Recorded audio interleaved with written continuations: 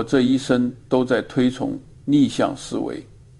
如果我想帮助印度，我不会问我如何让印度变得伟大，我会问我做什么会毁了印度，然后避免做那些事儿。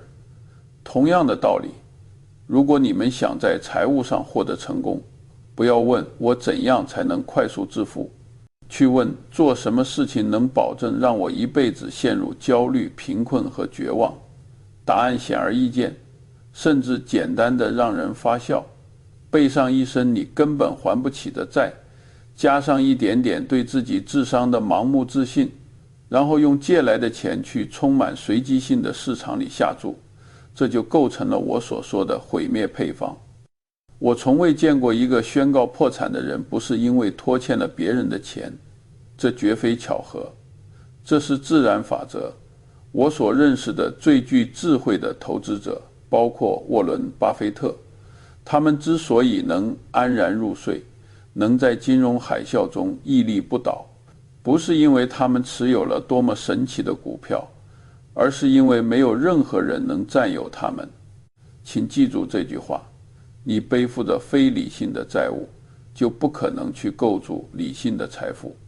很多年轻人跑来跟我争辩，他们拿着计算器跟我说，查理，你看我的房贷利率只有 3%， 而长期来看股市的回报率是 7%， 中间有 4% 的利差。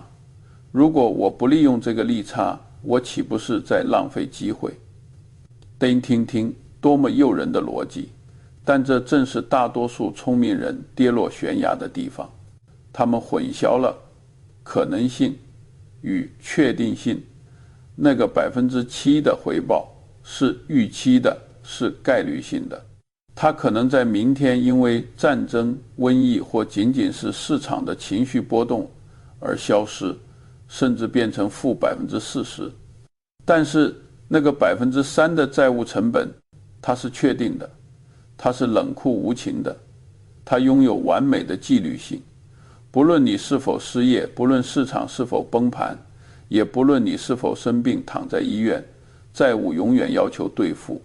把一个确定的负债和一个不确定的未来捆绑在一起，这不叫投资，这叫穿着晚礼服的赌博。赌徒和使用杠杆的投资者唯一的差别在于，赌徒至少清楚自己在冒险，而后者却以为自己在理财。哪怕你有 99% 的胜率，如果失败的后果是万劫不复，那么连试都不要去试。这就是反向思考赋予我们的生存智慧，让我们跳出金融，用心理学的模型来看待这个问题。债务不仅仅是资产负债表上的一个数字，它是一种心理上的寄生虫。人类的心理结构决定了我们在压力下会变形。当你的生活被短期欠款所束缚，你就无法进行长远的规划。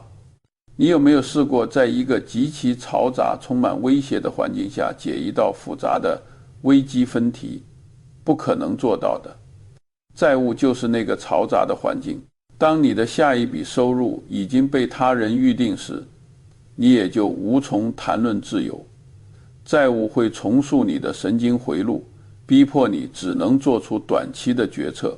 它会彻底摧毁你的耐心。而在投资领域，耐心就是氧气。我见过一些人一边背着高昂的信用卡利息，一边在股市里杀进杀出，吹嘘自己跑赢了指数。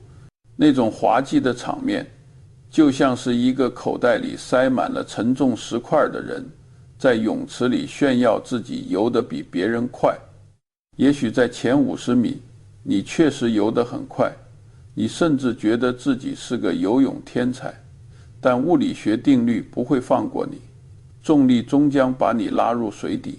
我年轻时大萧条的记忆依然清晰，那一代人深刻理解什么是痛苦，他们像躲避瘟疫一样规避债务。这种恐惧不是懦弱，而是一种生存本能，让他们在财务上得以幸存。如今我们的社会把债务当成了营养品，信用卡公司、银行、汽车销售商、每个人都在向你兜售债务，仿佛那是一种生活方式。可债务的致命性并非迅猛发作，它是悄无声息的，像核辐射一样积累。它在你运气用尽的那一刻才会取你性命。想象一下，当你的业务开始萎缩，当你的投资组合账面价值跌去一半，而你的债权人却毫不在意你的困境，冷冷地要求你追加保证金时，你的心态会发生什么变化？你会恐慌，你会做出极其愚蠢的决定，你会为了保住本金而在这个世界上最糟糕的时机卖出你最优质的资产。智慧并不能使你免于复利的愚蠢所带来的惩罚，你必须保持头脑的绝对清醒。而一个欠债的人，大脑里永远有噪音。如果把个人财务看作一座桥梁，工程师们有一个核心概念叫安全边际。如果你要建造一座共载重10000磅卡车通过的桥梁，你不会把它设计成刚好能承重10000磅，你会把它设计成能承重3万磅。为什么？因为你不知道那天会不会刮飓风，不知道卡车会不会超载，不知道钢材会不会疲劳。这多出来的2万磅承重能力就是安全边际，它是你在这个混乱不可预测的世界里生存的保障。而杠杆就是反向的安全边际。当你使用杠杆时，你实际上是在把那座桥梁的承重能力削减到极限。你是在告诉自己，只要一切顺利，这辆卡车就能过去。但是生活永远不会一切顺利，生活充满了意外。债务的数学模型是冷酷的，它以一种完美的纪律性始终与你作对。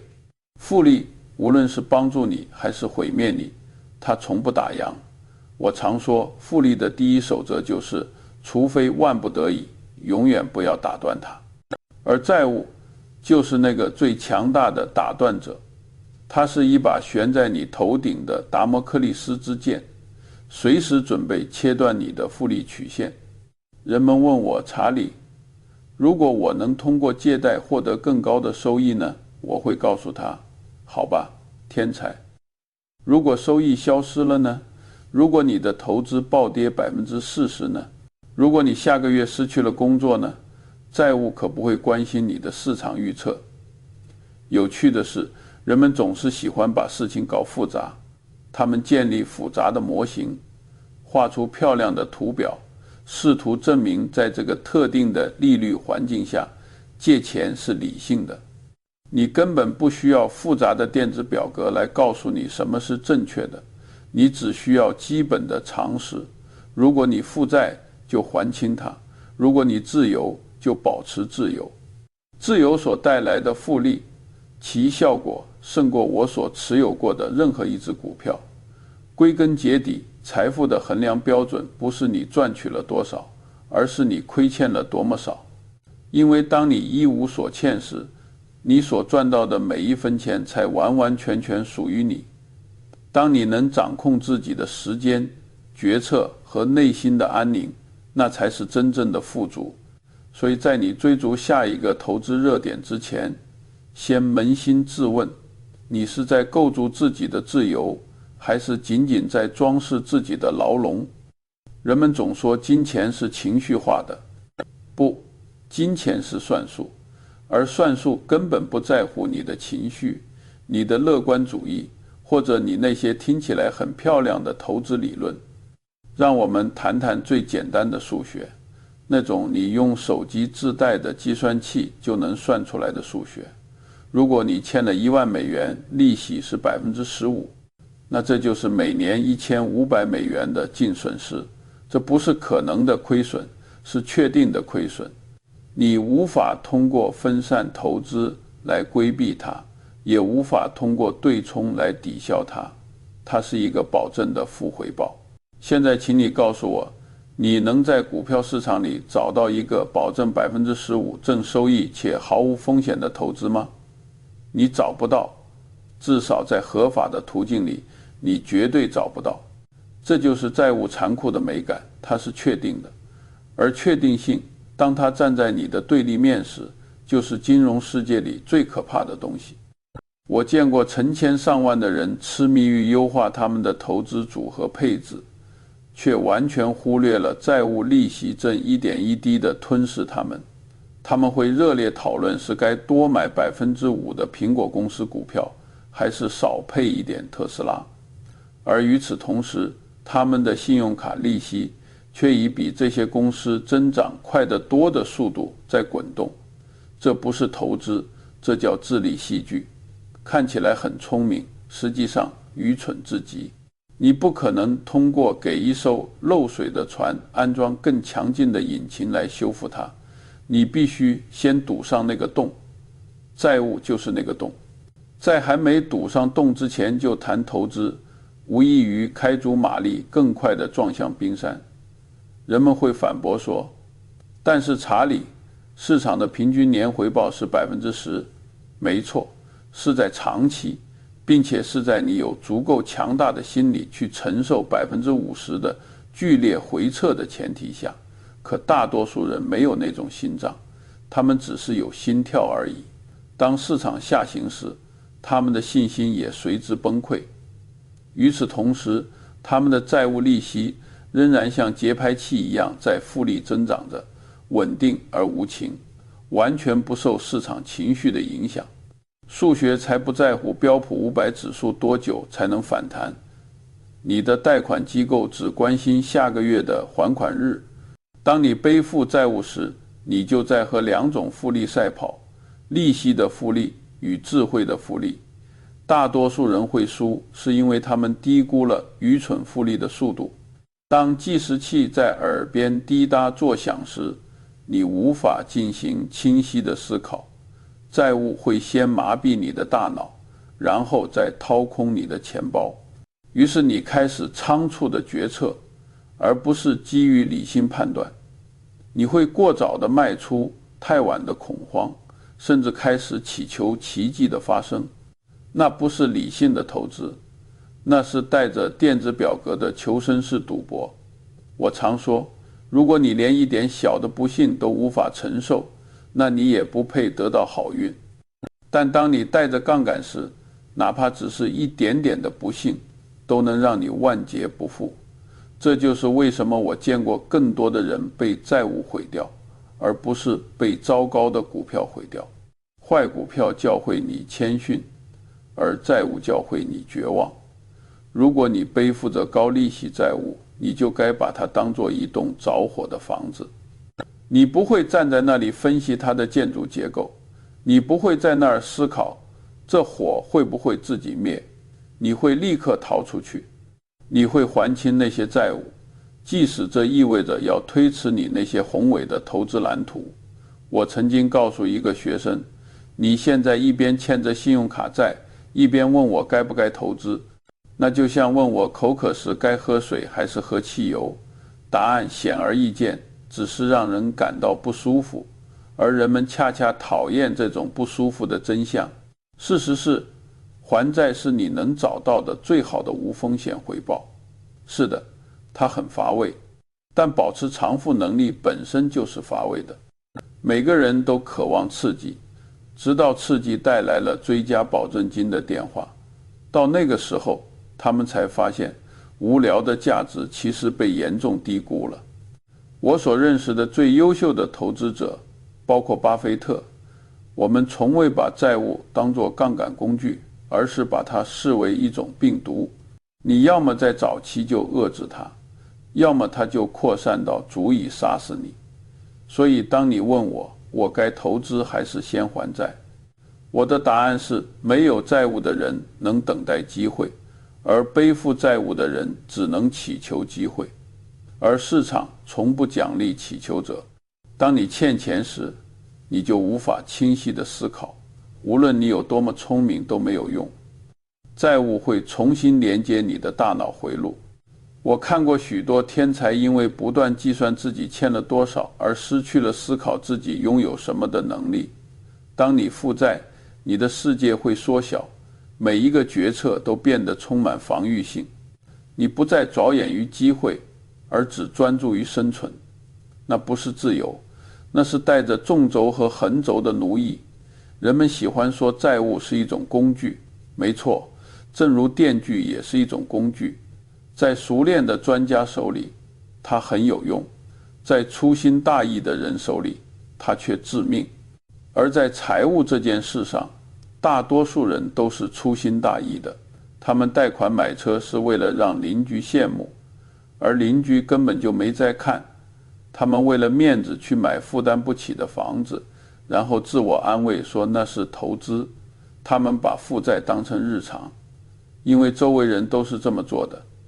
然后他们又反过来奇怪自己为什么感到被困住了。我说过无数次，人生的铁律是你会得到你应得的。如果你持续不断地借钱，你应得的就是焦虑。欠债这件事有一种深层的腐蚀力，它会侵蚀你的独立性，甚至让你对老板说话的语气都变了。它让你容忍那些本不该容忍的事情，让你习惯于解释而不是拒绝。这就是为什么我始终尊重那种量入为出的老派观念，不是因为它听起来有多高尚，而是因为它极其实用。一个持续处于压力之下的大脑是不可能培养出良好判断力的，你需要心理空间去思考，而债务会把这块空间租给别人。我见过人们为了赶上进度而做出荒谬的投资决策，去追逐那些投机性股票，慌乱地买入虚拟货币，去听信电视上那些鼓吹快速致富的蠢货。他们告诉自己，我只需要一次漂亮的翻盘。那不是投资，那是带着电子表格的绝望。讽刺的是，负债的人往往比任何人都更努力地工作，但他们的努力却在为别人实现复利。他们的时间变成了银行的利息收入，而银行，你可能已经注意到了，永远不会感到疲倦。你无法用信贷买到内心的安宁，你只能暂时租来一点平静，直到下一张账单的到来。这就是为什么我从未理解人们对于好债务和坏债务的痴迷，他们都一样危险，只不过一个杀得慢，一个杀得快，但两者都会让你夜不能寐。想要真正的建立财富，你必须先消除财务上的焦虑，那才是根基。你每清偿$1的债务，都是从你的大脑上卸下了一条锁链，而一个自由的头脑才是终极的复利机器。当我年轻时还在当律师，我没什么钱，但我也不欠任何人1分钱。这种状态或许有风险，但却是最好的风险。我能在糟糕的交易面前转身离开，我能无所畏惧地大声说不。这种独立的权利比任何形式的杠杆比率都更有价值。大多数人从未意识到还清债务所带来的真正收益，不仅仅是财务上的，更是心理上的。它让你重新获得了选择权，它让你恢复了等待的能力。而耐心，我说过无数次，是投资中最稀缺的一种智慧形式。所以问问你自己，你的目标究竟是什么？是看起来很富，还是真正的自由？因为如果你选择了前者，后者将永远不会发生。每一代人都深信自己重新定义了债务的意义，他们给它起了各种时髦的名字：良性杠杆、资本优化、财务效率。但当你剥去这些术语的外衣，剩下的仍然是穿着现代外套的古老的老式愚蠢。杠杆的本质在任何形式下都是放大结果，好的变得更好，坏的变得更坏。而问题在于，人性保证了坏的迟早会出现。一旦它出现，杠杆就会把一次小小的绊倒变成彻底的自由落体。我看过这部电影无数次了，剧情总是如出一辙。有人借钱来加速他们的收益，他们告诉自己这是理性的，只是在聪明地利用别人的钱。一开始确实有效，他们做了几笔漂亮的交易，账面数字看起来很好，自信心开始膨胀，开始相信自己已经掌控了风险，然后市场打了个喷嚏，利率微微上浮，一个项目出了差错，突然之间一切就像多米诺骨牌一样崩塌了。这不是运气不好，那是算术回归了现实。我说过，也会再说一遍，如果你在高杠杆下运作，你并不拥有那些资产，而是资产在拥有你，你只是暂时租住的一种繁荣的幻觉。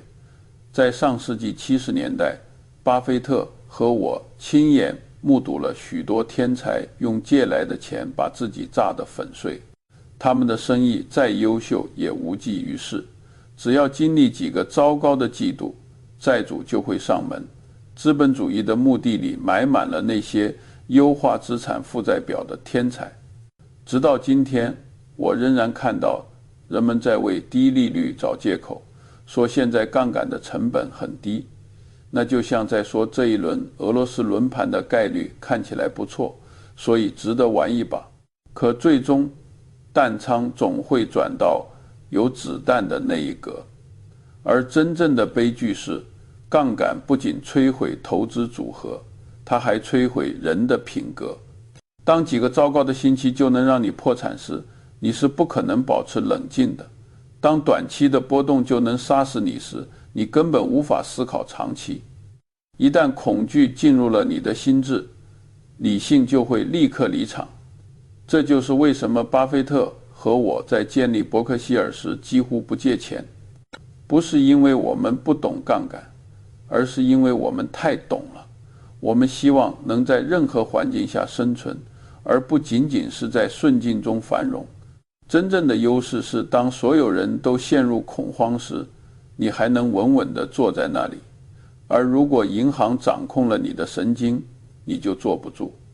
人们问我，查理，那用债务买房地产或投资企业呢？我告诉他们，如果一个交易只有在重度借贷的情况下才能成立，那它本身就不够好。事情就这么简单，最好的机会从不需要杠杆来让它发光。他们在保守的融资结构下依然极具吸引力。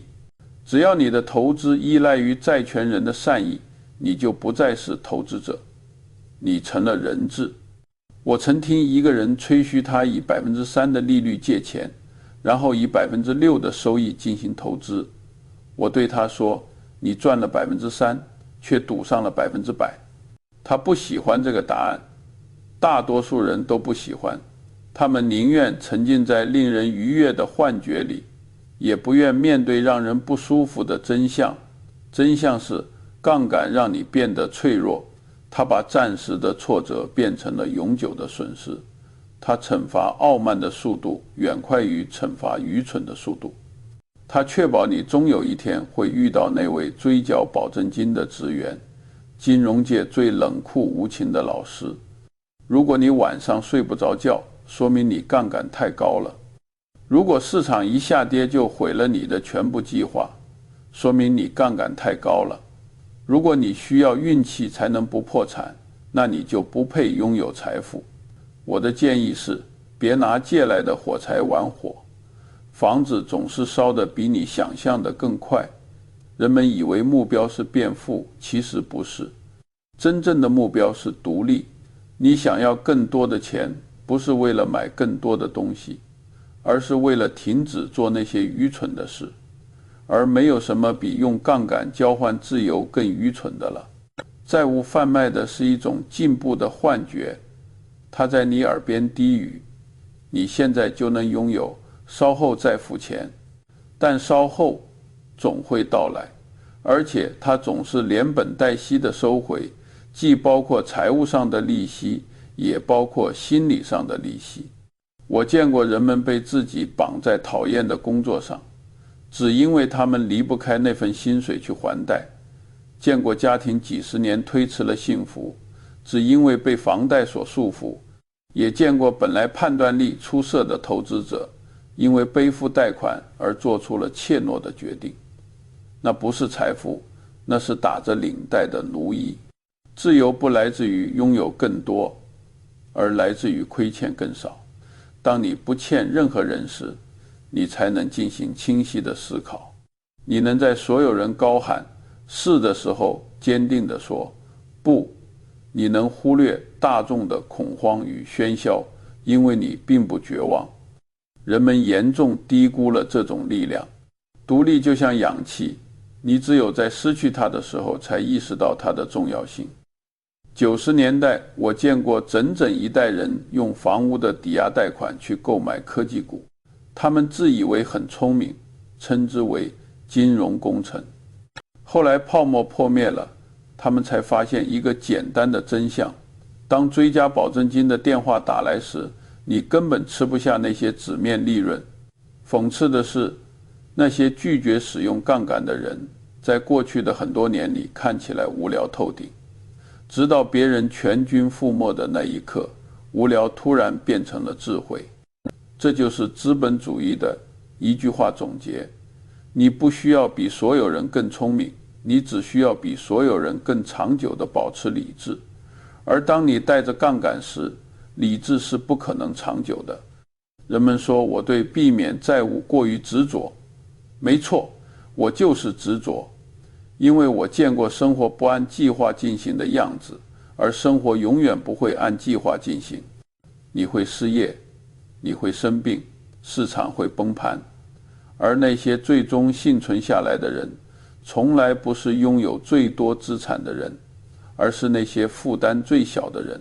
这就是财富的悖论：你越自由，你就越富有。而那种富有的感觉，不是来自你的证券账户，而是来自你对时间的掌控，对选择的掌控，对内心平静的掌控。这就是为什么我告诉人们，你一生中最好的投资，不是股票，也不是公司，而是用1美元1美元的买回你自己的独立。夜里能睡得安稳是无价的。在压力之下，你无法让智慧复利。在别人对你的未来拥有债权时，你也无法做出理性的决定。当你没有债务，你可以等待那个真正合适的击球机会。当你带着杠杆，你只能被迫对每一个飞来的球都挥棒。这就是纪律和绝望的区别。所以，是的，自由永远胜过杠杆。它也许看起来更慢、更乏味，但它是真实的。而在一个充满波动的世界里，稳定才是终极的竞争优势。你会以为经过了几个世纪的金融灾难，人类应该学乖了。但我说过，人类的头脑最擅长的不是智慧，而是自我欺骗。我们为自己的愚蠢寻找借口的速度，总比我们纠正它的速度要快。所以当人们说我一边投资一边慢慢的还债，其实他们真正的意思是，我想在贫穷的状态下感受富有的感觉。这是一种伪装成理财计划的情绪策略，而情绪是理性理财的公敌。我记得有个年轻人问我，芒格先生，我是不是该先投资而不是先还清我的学生贷款？市场长期总会上涨。我告诉他，孩子，市场确实长期会上涨，但你不是长期的活着，你是按月过日子，按年过生活，而债务是按天复利的。他听完有点失望，因为他期待一个聪明的答案，但人生中拯救你的从来都不是聪明的理论，而是简单的算术。人们总是在寻找杠杆，因为他们厌恶那条慢路，他们无法忍受花上5年、10年去整理自己的财务，清空债务，然后再开始投资。于是他们跳过了这一步，先去投资，再告诉自己能控制风险。但现实并不会在乎你的不耐烦。如果你跳过了那些无聊的步骤，你不是在加速，你是在自爆。巴菲特和我把伯克希尔建立在一个极其简单的地基上，先有纪律，后有增长。正因为如此，我们从来不需要在恐慌中抛售资产。这也是为什么我们能在所有的金融危机中都安睡无忧，因为我们从未让债务来决定我们的选择。大多数人没有这种奢侈，不是因为他们做不到，而是因为他们不愿意。他们对舒适上了瘾，无法延迟满足，于是试图用杠杆把满足工程化。他们想要的是今天看起来成功，而不是明天真正成功。我见过这个故事，每一次都以同样的方式收场。债务一开始给你一点推动，然后慢慢地把你吞噬。它就像糖，带来短暂的能量，却留下长期的腐坏。